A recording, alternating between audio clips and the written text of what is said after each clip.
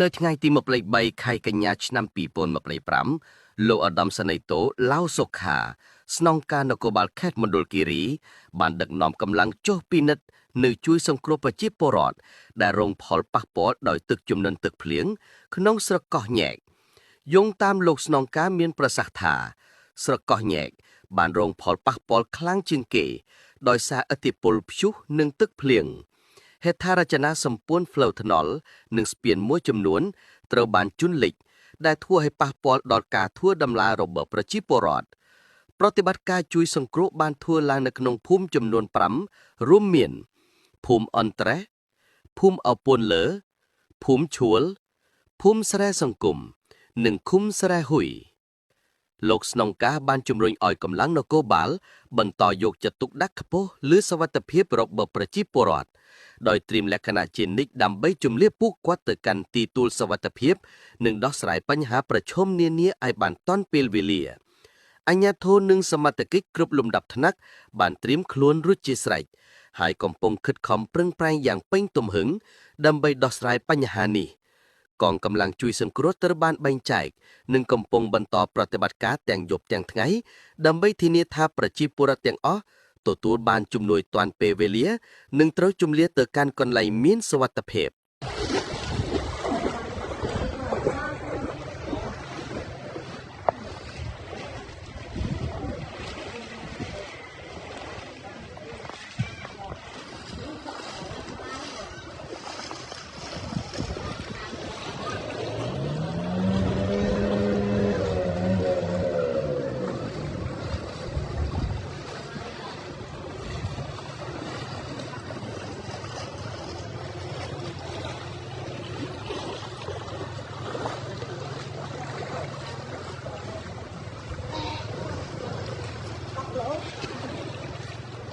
คนต่อมาB50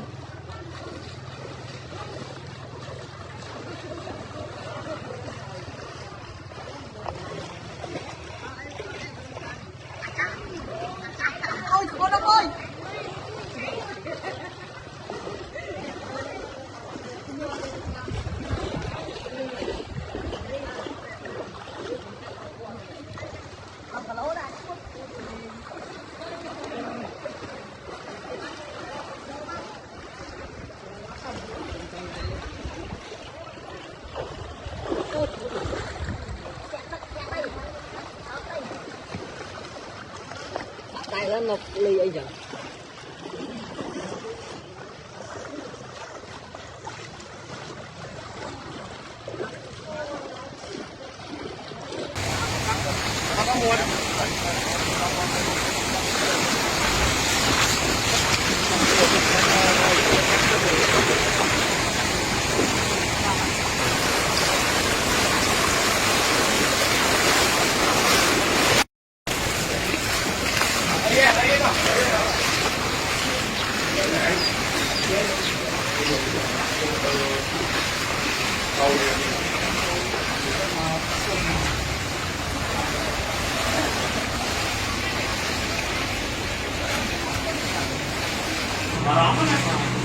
chuồng là lên với chạm đánh có mấy đi muốn chuông sợi có hai sập bề mà chuông sợi hai một tô pì mua là một tô lên ăn lên rồi ra đấy một tô nặng lên đâu phải chứ cả lát máu này cần bóc tăng một tô này không cả lát máu này hai sập bề đi lao chạm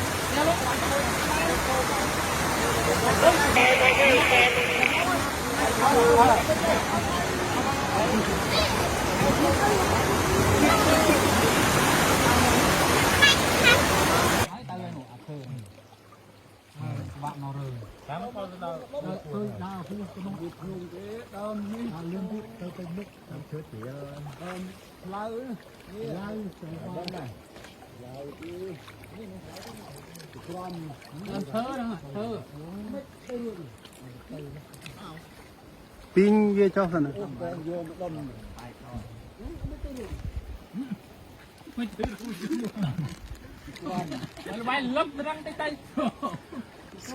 กำลังมันก็บาสกก็เนี่ยสำรองเรียบร้อย